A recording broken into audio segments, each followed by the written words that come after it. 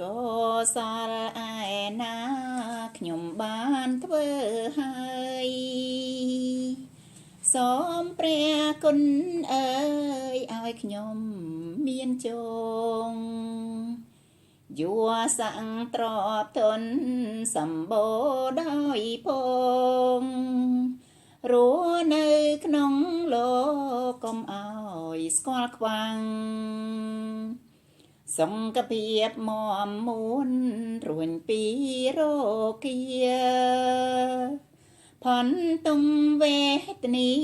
កុំឲ្យព្រាត់ប្រាំងមាពេញកែវកងហូរចូលពេញផ្ទាំងអ្វី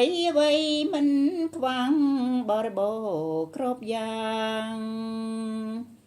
សូមឲ្យជាតិនេះ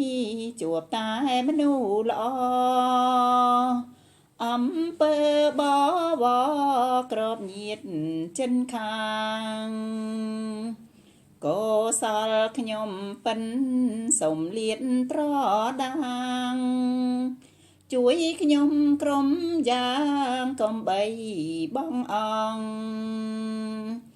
ជាក្រោយខ្ញុំកើតកំណើតខ្ញុំមានធ្វើសិលសាងទានសូមជួបពុទ្ធអង្គសម្រាញ់ធម៌ខ្ពស់ព្រះពុនស្រោចស្រង់លើខ្ញុំព្រះអង្គដល់ឋាននិព្វាន